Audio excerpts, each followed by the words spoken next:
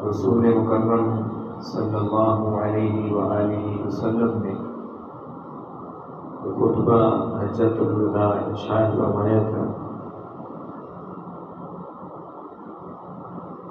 اس کی آخری دو اہم باتیں آج کے خطبہ کے اندر ہم کریں گے۔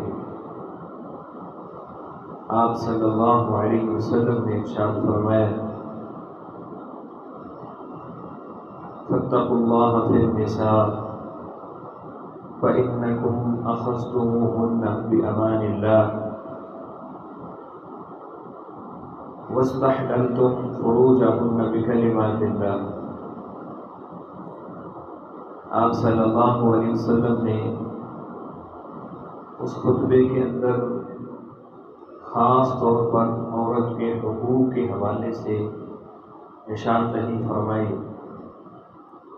اور یہ بات یاد رہے کہ جس انداز کے اندر اسلام نے عورت کے حقوق، عورت کے تحفظ کی بات کی ہے، کسی اور دین کے اندر عورت کو اتنا تحفظ نہیں ملا ہے۔ اسلام کی آمد سے پہلے عورت کا یہ حال تھا کہ جس طرح ہم منڈیوں کے اندر جانوروں کو بیچتے ہیں، اسی طرح عورت کو بیچا جاتا تھا۔ اسی طرح اس دور کے اندر نکاح کی ایک بدترین صورت یہ بھی موجود تھی کہ ایک عورت کے ساتھ 10 مرد شادی کر لیے کرتے، اور جب وہ بچہ پیدا ہوتا تو عورت جس کے ذمہ لگا دیتی تھی وہ اسی کا ہوتا تھا، اس کو پالنا پڑتا تھا۔ پھر ایک بدترین شکل یہ بھی تھی کہ مرد کو اجازت تھی کہ وہ جیسے مرضی، جتنی مرضی طلاقیں دے، اس کے اوپر کوئی حد نہیں تھی، وہ اس کے اوپر ظلم و ستم کرے، اور پھر بچیوں کو زندہ درگور کرنا، بچیوں کی پیدائش کو معیوب سمجھنا، یہ تو ہم عام ہی سنتے رہتے ہیں۔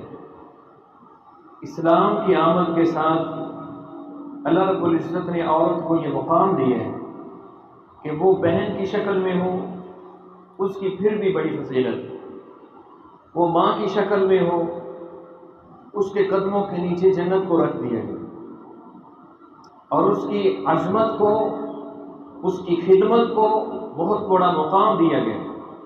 آپ اندازہ لگائیں، اویس قرنی رسول مکرم صلی اللہ علیہ وسلم کے دور کے اندر موجود تھے، مسلمان تھے، صحابی نہیں تھے، ماں کی خدمت کی وجہ سے اللہ رب العزت نے یہ مقام دیا۔ آپ صلی اللہ علیہ وسلم نے فرمایا کہ وہ اپنی ماں کی کتنی خدمت کرتا ہے، اس کی وجہ سے اللہ رب العزت نے اس کو مستجاب الدعوات بنا دی۔ کسی کی اس کے ساتھ ملاقات ہو تو اس سے دعائیں ضرور کروائے۔ حضرت عمر رضی اللہ تعالیٰ عنہ کے دور کے اندر حضرت اویس قرنی حج کے لیے آئے تو اس وقت انہوں نے، حضرت عمر نے ان سے دعا کروائی۔ تو یہ عورت ماں کی شکل میں ہو تو پھر بھی اللہ رب العزت نے اس کو بڑا مقام دیا، اور بیٹی کی شکل میں ہو، ایک وہ وقت تھا کہ لوگ معیوب سمجھتے تھے، پھر وہ وقت بھی آیا رسول مکرم صلی اللہ علیہ وسلم گھر کے اندر موجود نہیں۔ حضرت عائشہ رضی اللہ تعالیٰ عنہ بیان کرتی ہیں، میں گھر کے اندر موجود تھی، ایک عورت آئی، اس کے ساتھ 2 بیٹیاں تھیں، اس نے کچھ کھانے کے لیے مانگا، کہتی میرے پاس صرف 2 کھجوریں تھیں۔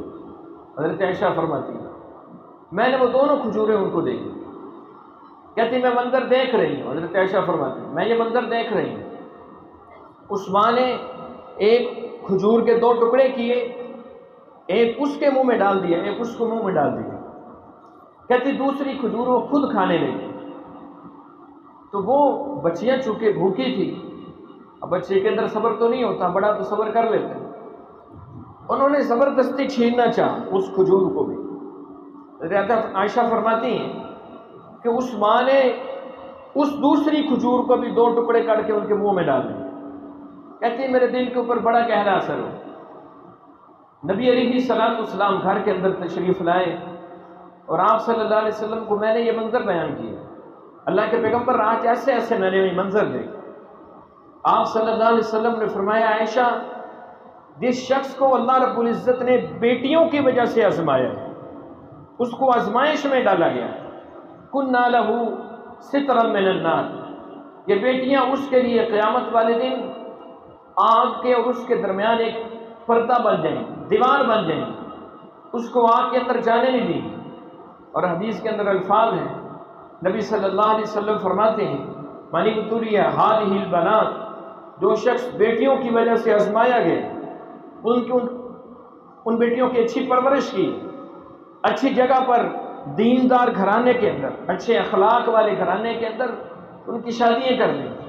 رسول مکرم صلی اللہ علیہ وسلم فرماتے ہیں وہ بیٹی والا شخص اور میں محمد قیامت والے دن اس طرح اکٹھے جنت کے اندر جائیں، اس طرح اکٹھے جنت کے اندر جائیں. بیٹی کی شکل میں ہو، اسلام نے پھر بھی اس کو بڑی فضیلت دی. اور اگر وہ بیوی کی شکل میں ہے پھر بھی رسول مکرم صلی اللہ علیہ وسلم کے پاس ایک شخص ہے، اس نے کہا اللہ کے پیغمبر میرے پاس ایک دے رہا ہے، میں اس کو کہاں پر خرچ کروں؟ آپ نے فرمایا تم اس کو اپنی بیوی کے اوپر خرچ کرو. اور آپ صلی اللہ علیہ وسلم نے صدقے کی مختلف شکلیں بتائیں. ایک صدقہ وہ ہے جو تم کسی غریب مسکین کو دیتے ہو، ایک صدقہ وہ ہے جو تم کسی پڑوسی کو دیتے ہو، ایک صدقہ وہ ہے جو کسی رشتہ دار کو دیتے ہو. مختلف صدقوں کی اللہ کے پیغمبر صلی اللہ علیہ وسلم نے بیان کیا. اور آپ صلی اللہ علیہ وسلم نے آخر کے اوپر بیان فرمایا، آپ نے فرمایا کہ بہترین لقمہ وہ ہے جو تم اپنی بیوی کے منہ میں ڈالتے ہو. بیوی کا نان و نفقہ اللہ رب العزت نے مرد کے ذمے لگایا ہے. اور رسول مکرم صلی اللہ علیہ وسلم فرماتے ہیں کفا بالمرء اثما، آدمی کے گناہ گار کے لیے ہونے کے لیے یہی کافی ہے کہ وہ ان لوگوں سے بے نیاز ہو جائے، مطلب اپنے گھر والوں سے، کہ جن کا نان و نفقہ اس کے ذمے تھا اور اس نے اس کو ادا نہیں کیا. اللہ کے پیغمبر علیہ الصلوۃ والسلام فرماتے ہیں یہ بہت بڑا گناہ ہے. اور رسول مکرم صلی اللہ علیہ وسلم نے بیوی کے حقوق کے حوالے سے یہاں پر جو بات ارشاد فرمائی، فاتقوا اللہ فی النساء، عورتوں کے بارے میں اللہ سے ڈرو، فإنکم اخذتموہن بکلمات اللہ، تم نے اللہ کی کلمے کے ساتھ ان کو حاصل کیا، اس کلمے کی لاج رکھنی ہے. خطبہ نکاح کے اندر رسول مکرم صلی اللہ علیہ وسلم قرآن مجید کی 4 آیات تلاوت کیا کرتے تھے. چاروں آیات کے اندر ہی اللہ رب العزت نے یہی حکم دیا، اللہ سے ڈرو.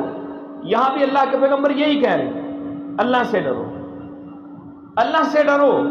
اللہ سے ڈر کے زندگی گزارو، ایک نئی زندگی کا آغاز ہو رہا ہے. ہو سکتا ہے تم بھائی کو مجبور کر دو اس کی بہن کے حوالے سے، ہو سکتا ہے کہ تم کسی باپ کو مجبور کر دو اس کی بیٹی کے حوالے سے، لیکن اللہ رب العزت کی ذات تو دیکھ رہی ہے. ہر طاقتور کے اوپر ایک طاقتور ہے. رسول مکرم صلی اللہ علیہ وسلم نے یہ بات ارشاد فرمائی. آپ نے ایک شخص کو دیکھا، ایک صحابی کو دیکھا کہ وہ اپنے غلام کو مار رہے ہیں. آپ صلی اللہ علیہ وسلم گزر رہے ہیں. جب آپ نے دیکھا تو آپ صلی اللہ علیہ وسلم نے اس صحابی کو پکڑ لیا اور آپ نے فرمایا میرے صحابی آج تمہارے پاس طاقت ہے، تمہارے اللہ رب العزت نے اس کے اوپر تمہیں حاکم مقرر کیا ہے، تمہارے اوپر بھی ایک حاکم ہے، تمہارے اوپر بھی ایک طاقتور ہے، وہ اللہ رب العزت کی ذات ہے، وہ تمہیں کبھی بھی پکڑ سکتی ہے. اللہ کے پیغمبر علیہ الصلوۃ والسلام کے صحابی نے جب یہ بات سنی، اللہ کے پیغمبر میں اپنے اس غلام کو آزاد کرتا ہوں، میں اپنے اس غلام کو آزاد کرتا ہوں. حدیث کے اندر الفاظ ہیں بیوی کے حقوق کے حوالے سے، حدیث کے اندر الفاظ ہیں رسول مکرم صلی اللہ علیہ وسلم نے فرمایا تم میں سے کوئی بھی شخص اپنی بیوی کو اس طرح نہ مارے جس طرح وہ جانور کو مارتا ہے، جس طرح وہ جانور کو مارتا ہے.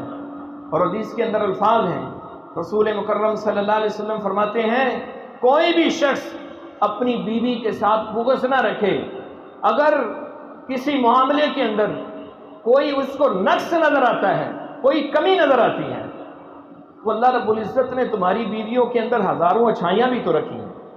ہمارے ہاں مصیبت یہ ہے بڑی معذرت کے ساتھ کہ ہم نے جب رشتہ کرنا ہوتا ہے تو ہم برائیوں کو نظر انداز کر کے اچھائیوں کو دیکھتے ہیں، یہ بھی اچھائی ہے، کوئی گل نہیں، یہ برائی ہے تو کوئی بات نہیں، لیکن جب رشتہ ہو جاتا ہے تو پھر ساری اچھائیوں کو نظر انداز کر کے ساری برائیوں کو سامنے رکھا جاتا ہے، ساری برائیوں کو سامنے رکھا جاتا ہے۔ اللہ کے حکم کیا ہے؟ اللہ کے پیغمبر صلی اللہ علیہ وسلم فرماتے ہیں اس کے اندر اگر کوئی برائی ہے تو اس کی اچھائیوں کو بھی تو دیکھو۔ اور قرآن مجید کے اندر اللہ رب العزت نے یہ بات ارشاد فرمائی ہے، الرجال قوامون علی النساء۔ قوام کسے کہتے ہیں؟ اس کا مطلب حاکم بھی کیا جاتا ہے۔ قوام کسے کہتے ہیں؟ جب ایک چیز دوسرے کو مضبوط کرتی ہے، یہ دو چیزیں ہیں، میرے سامنے مائک پڑا ہے، اس نے اس کو پکڑا ہوا ہے، اس نے اس کو سہارا دیا ہوا ہے، اس کو قوام کہا جاتا ہے، جو دوسرے کو سہارا دے۔ میاں بیوی کا رشتہ اتنا خوبصورت ہے کہ ایک دوسرے کے لیے سہارا بنتے ہیں۔ قرآن مجید کے اندر اللہ رب العزت نے فرمایا کہ تمہاری بیویاں تمہارے لیے لباس ہیں، ہن لباس لکم وانتم لباس لہن۔ تم اپنی بیویوں کے لیے لباس ہو، بیویاں تمہارے لیے لباس ہیں۔ اللہ رب العزت نے اس رشتے کی سنگینی کو بیان کیا۔ لباس کیا کرتا ہے؟ لباس میرے جسم کے اوپر جو عیب ہیں ان کو ظاہر نہیں کرتا، ان کو چھپاتا ہے۔ آپ کے جسم کے اندر جو عیب ہے لباس ان کو ظاہر نہیں کرتا، ان کو چھپاتا ہے۔ پھر مفسرین نے یہاں پر یہ تفسیر بھی کی، لباس کا مطلب ہوتا ہے کہ لباس پہن کر انسان خوبصورت لگتا ہے، ننگا آدمی برا لگتا ہے، لباس پہن کر انسان خوبصورت لگتا ہے۔ میاں بیوی کا رشتہ اس قدر پاکیزہ ہے کہ وہ جب ایک دوسرے کے لیے بات کرے تو چگلیاں نہ کرتے پھریں، ایک دوسرے کے اوپر کیچڑ نہ اچھالتے پھریں، ایک دوسرے کی اچھائیوں کو بیان کریں۔ ایک بہت بڑے محدث تھے، ان کی شادی ہوئی تو بیوی کے ساتھ معاملات اچھے نہیں تھے، بات نہ بن سکی، تو کسی پوچھنے والے نے پوچھا کہ آپ کا تمہاری بیوی کے ساتھ رشتہ کیسا ہے؟ تو انہوں نے کہا کہ میری بیوی ہے، اس کے بارے میں تمہیں کیوں بتاؤں، میں تمہیں کیوں بتاؤں؟ معاملات نہ چل سکے، طلاق ہو گئی۔ جب طلاق ہوگی تو وہ شخص پھر آیا اور آ کر کہنے لگا کہ اب وہ آپ کی بیوی نہیں رہی، اب تو مجھے بتا دو۔ کہا جب میری بیوی بھی نہیں رہی تو پھر میں تمہیں کیا بتاؤں؟ میں کسی کی بیٹی کے اوپر کیوں کیچڑ اچھالتا پھروں؟ میں کسی کی بیٹی کے بارے میں کیوں بات کروں؟ یہ اسلام کا مزاج ہے۔ رسول مکرم صلی اللہ علیہ وسلم نے عورت کی تعریف کا طریقہ کار بتایا۔ ایک ہمارا طریقہ کار ہے، ہم اوپر سے نیچے کی طرف آتے ہیں۔ اسلام نے آخری حل طلاق بتائے، آخری حل طلاق بتایا۔ ہمارے ہاں صورتحال یہ ہے، جہالت کا عالم یہ ہے کہ ہم پہلا حل طلاق دیتے ہیں۔ پہلا حل، رسول مکرم صلی اللہ علیہ وسلم فرماتے ہیں حلال چیزوں میں سے اللہ کو سب سے زیادہ ناپسندیدہ چیز وہ طلاق ہے۔ رسول مکرم صلی اللہ علیہ وسلم کی زندگی بہترین نمونہ ہے۔ آپ اس دنیا کے اندر سب سے کامل ترین شخصیت ہیں، آپ سے بڑھ کر کسی کی زندگی کامل نہیں ہو سکتی۔ وہ دینی معاملہ ہو، وہ دنیاوی معاملہ ہو، وہ کوئی بھی معاملہ ہو، اللہ کے پیغمبر علیہ السلام کی زندگی سب سے کامل زندگی ہے۔ باوجود اس کے کہ آپ سب سے کامل شخصیت ہیں، لیکن آپ کے گھروں میں بھی باتیں ہوئی ہیں۔ آپ صلی اللہ علیہ وسلم نے اپنی بیویوں سے ایک مہینہ تک الا کیا ہے، لیکن کبھی آپ کسی حدیث کے اندر نہیں پڑھیں گے کہ رسول مکرم صلی اللہ علیہ وسلم نے ساری زندگی اپنی کسی بیوی کے اوپر ہاتھ اٹھایا۔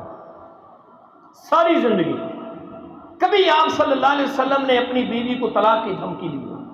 یہاں تو 20 سال ہو گئے ہیں، 20 سال، تھوڑی سی بات ہوتی ہے دھمکی دیتا ہے، کہتا ہے میں تمہیں فارغ کر دینا۔ کیا رشتہ ہے تمہارا؟ کیا تم نے اس ظالم انسان نے اس رشتے کی کیا قدر کی ہے؟ کیا سمجھا ہے اس رشتے کو؟ رسول مکرم صلی اللہ علیہ وسلم آپ کی زندگی کامل ترین نمونہ ہے. آپ کے گھروں میں بھی باتیں ہوئی، جھگڑے بھی ہوئے، آپ کی بیویوں کے درمیان بھی ہوئے، آپ کی اپنی بیویوں کے ساتھ بھی تکرار ہوئے. احادیث کے اندر الفاظ موجود کہ آپ صلی اللہ علیہ وسلم نے کبھی اتنی گھٹیا بات نہیں کی. یہ دھمکیاں دیتا ہے، کہتا ہے میں تجھے طلاق دے دوں گا، میں تجھے طلاق دے دوں گا. یہ کیا بات ہے؟ کیا اسلام کے مزاج کو ہم نے سمجھا؟ اسلام ایک خوبصورت دین ہے. تو رسول مکرم صلی اللہ علیہ وسلم فرماتے ہیں کہ عورتوں کے بارے میں اللہ سے ڈرتے رہنا.